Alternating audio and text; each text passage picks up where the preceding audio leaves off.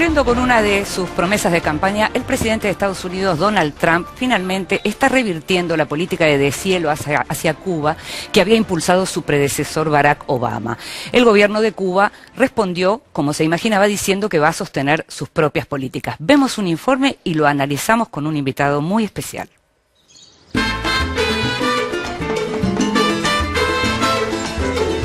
Effective immediately, I am canceling the last administration's completely one-sided deal with Cuba.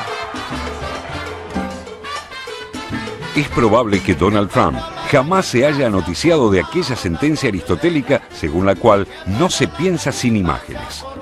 Pero lo cierto es que las imágenes y la escena y su simbología tienen un especial protagonismo en la manera de hacer política del primero candidato y luego presidente de los Estados Unidos. En los últimos días, Trump confirmó que revisará y dará marcha atrás con las políticas de su antecesor, Barack Obama, hacia Cuba. Lo hizo rodeado de los dirigentes más rancios del anticastrismo reunidos en el Teatro Manuel Artime de la pequeña Habana, que lleva su nombre en homenaje a uno de los brigadistas de la fallida invasión de Bahía Cochinos en 1961. Trump anunció entonces un reajuste en varios de los acuerdos alcanzados por el gobierno de Obama que buscaba poner fin a medio siglo de bloqueo económico y que tuvieron su punto culminante con la visita del demócrata a la isla en marzo de 2016, la primera de un presidente norteamericano en 88 años. We will not lift sanctions on the Cuban regime until all political prisoners are free. Freedoms of assembly and expression are respected. All political parties are legalized, and free and internationally supervised elections are scheduled. Elections. Entre otras cuestiones, Trump dijo que buscará restringir parcialmente los viajes de los estadounidenses a la isla y que prohibirá las transacciones comerciales con las corporaciones militares cubanas, aunque mantendrá la reapertura de la embajada en La Habana, los viajes de cruceros y el permiso a los vuelos comerciales regulares. Si bien Trump siempre dijo que la prioridad es deshacer el legado de su antecesor, es cierto también que buena parte de lo anunciado ofrece una generosa dosis de continuidad.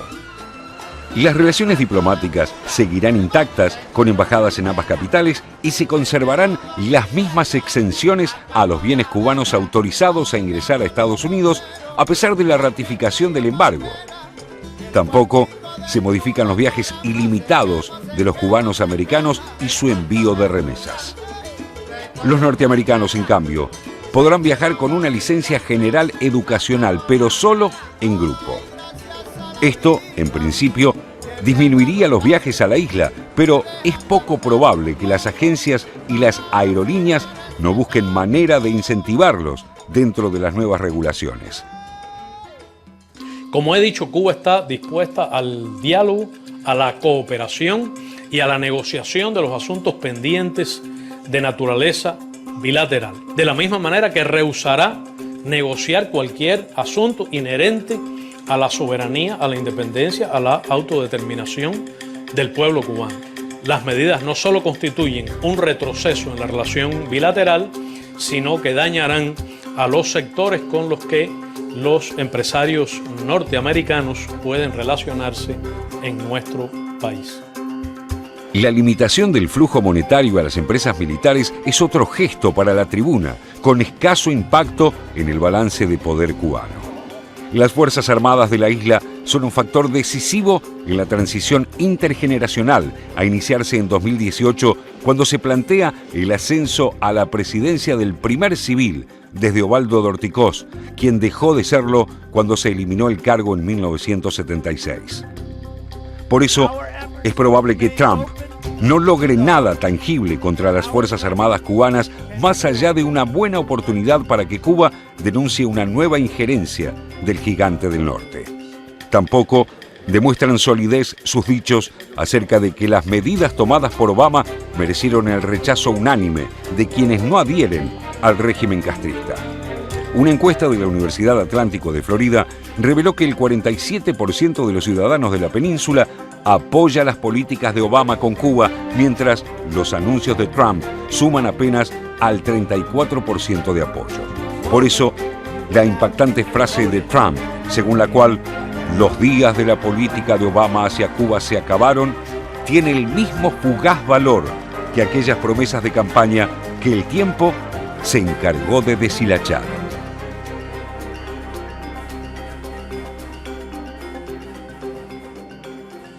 Mencionábamos la presencia de un invitado especial, muy especial, decíamos, y tenemos que agradecer que esté con nosotros a Joseph Stulchin. Muchísimas gracias. Estadounidense, experto en las relaciones entre Estados Unidos y Latinoamérica. Fuiste director del programa para América Latina en el Wilson Center. Sos autor de muchísimos libros. ¿Cómo se llama el último? América Latina, Estados Unidos y el fin de hegemonía.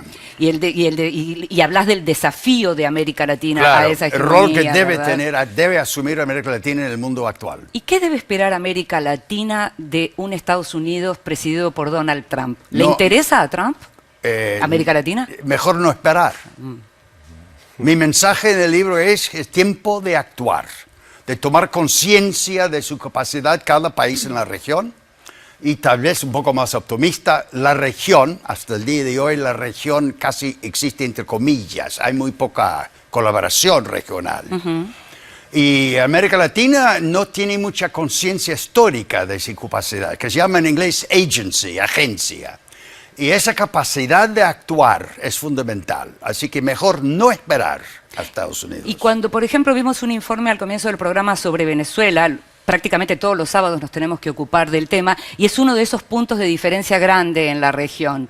Para un especialista como vos, que venís siguiendo tan de cerca los temas, ¿cómo te imaginás? ¿Cuál es la alternativa que todavía no se exploró como para poder ayudar desde afuera? El tema central para América Latina es que el legado de la hegemonía norteamericana ha creado una cultura anti-intervencionismo. Entonces, en el voto más reciente en OEA, la mayoría de los países suramericanos, junto con México, estaban en favor de una intervención de la comunidad regional.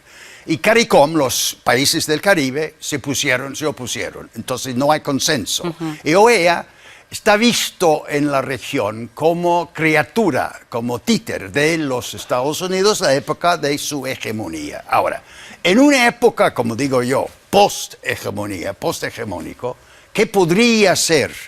Eso depende de lo que se ve en los mismos países. Es una comunidad de países, son democracias, les importa que sean democráticos los países.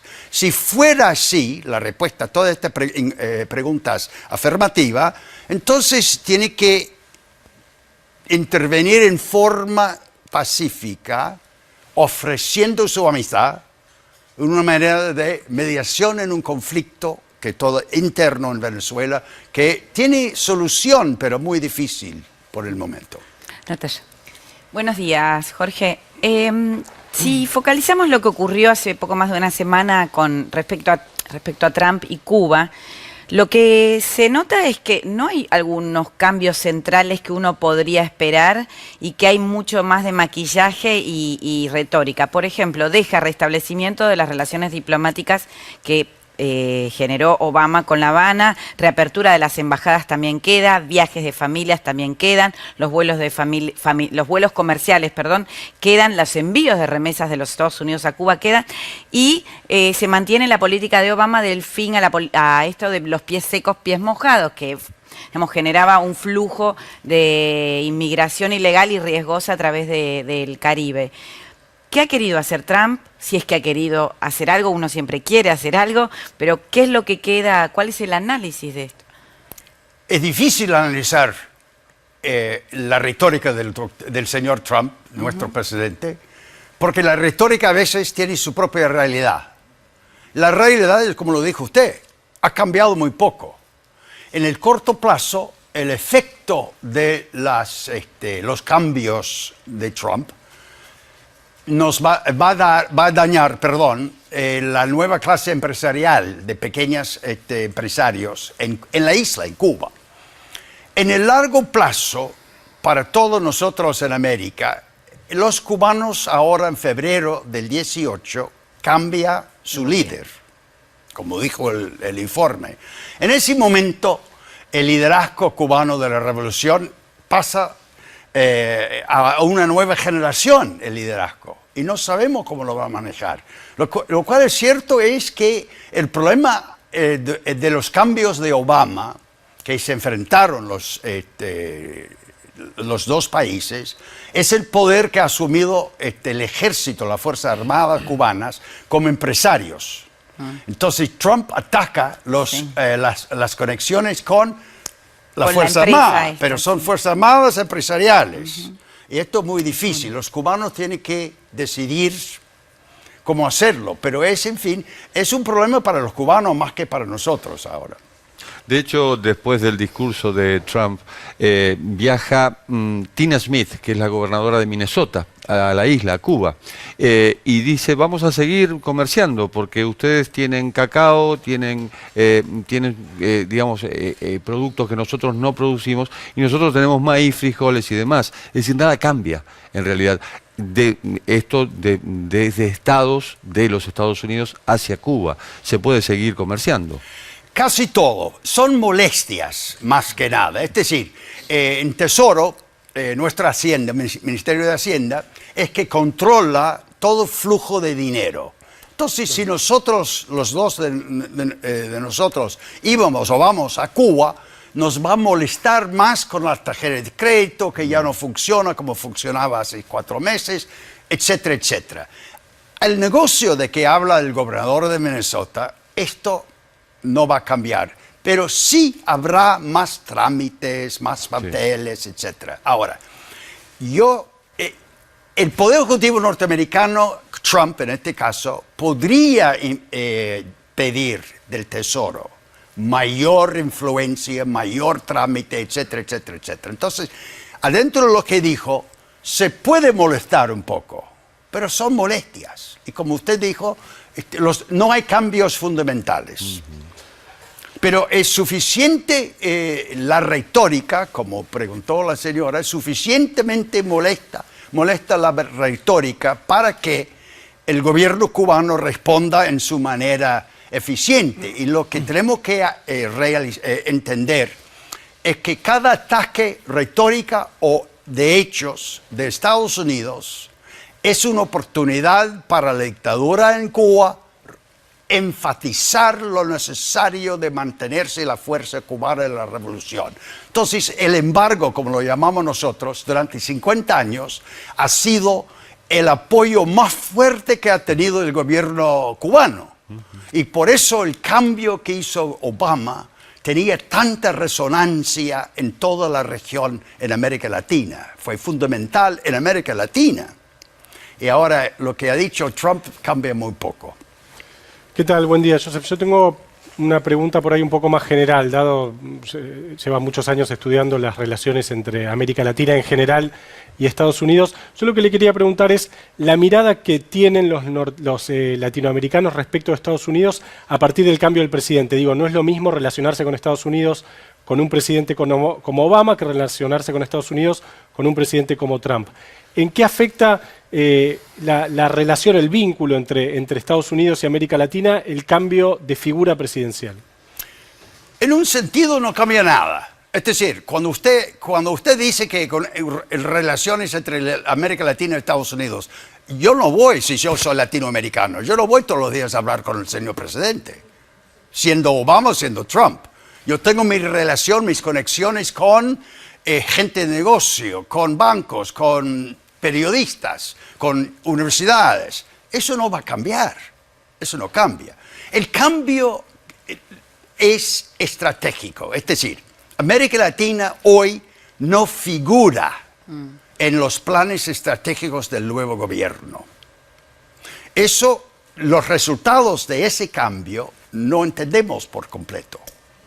Entonces vemos mucho más influencia, por ejemplo, de lo que llamamos nosotros Homeland Security, cuyo director, como sabe, ministro, es un general, que era general de Comando Sur. Sí. Y su idea de la importancia latinoamericana en términos geopolíticas es el terrorismo, las redes potenciales. Entonces él va a buscar apoyo de los gobiernos en América Latina para su plan de... lucha contra el terrorismo. Claro. Entonces, pero esto no va a afectar, por ejemplo, el flujo comercial, flujo financiero, las inversiones en la Argentina lo va a terminar los argentinos y los inversionistas va a ver la estabilidad argentina, no se va a referir a General Kelly o a Donald Trump para eso. Entonces, de nuevo, como en el caso cubano, la retórica del presidente es una cosa. Hay que tomarlo con un poco de calma. Te hace la última pregunta, Raúl. Sí, Dulcin, en línea con con esto que estabas diciendo ahora y lo que marcaba al principio, esto de que es el tiempo de actuar de América Latina y la necesidad de mayor colaboración entre nuestros países y el encuentro de agendas comunes. ¿Cómo observa estos cambios que se dieron últimamente? ¿Avanza, retrocede, se están dando esas condiciones para buscar esas agendas comunes o esa colaboración? Las condiciones globales para la participación latinoamericana nunca han sido mejores. De hoy en adelante va a seguir siendo mejores y más fáciles participar. Los países latinoamericanos ahora tienen un espacio abierto, sin obstáculo geopolítico para nada. La hegemonía histórica de los Estados Unidos ya no toca en absoluto la participación latinoamericana en la comunidad internacional. En cuanto a la colaboración real y potencial en la región, esto es bastante complicado. Ahí el legado histórico de la hegemonía norteamericana tiene su influencia, pero mucho más importante es el legado histórico aquí en la región, es decir, peleas. Hoy día vemos que todavía Bolivia y Chile están peleando por el territorio. En Mercosur mismo, por ejemplo, la competencia política entre Brasil y Argentina ha hecho que Mercosur no está paralizado, pero no ha logrado el objetivo que todos nosotros esperamos. Entonces, la colaboración latinoamericana está totalmente bajo el control y potencial latinoamericana. Eso es lo que quiero señalar. No es Trump, somos nosotros. ¿Cómo? No es Trump, somos nosotros. No es Trump, somos nosotros. Claro, tiene que hacerlo. Yo afuera, yo le puedo gritar y provocar y pedir, pero no puedo imponer. Muchísimas gracias por estar con nosotros, Joseph Starchin. Fue realmente un placer poder charlar con vos. Nos vamos a un nuevo corte. Todavía tenemos más, estamos hasta las 2 de la tarde. Y les adelantamos el tema que vamos a desarrollar en el próximo bloque. Colombia rumbo a la paz. Con el desarme de las FARC se cumple un paso fundamental en el proceso de pacificación acordado entre el gobierno y la guerrilla. Se lo contamos en instantes. Luego de la pausa, ya volvemos.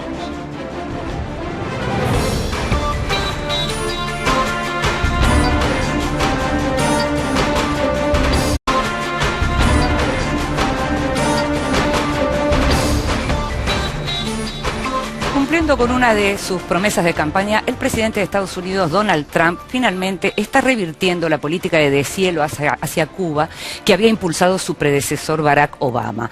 El gobierno de Cuba respondió, como se imaginaba, diciendo que va a sostener sus propias políticas. Vemos un informe y lo analizamos con un invitado muy especial.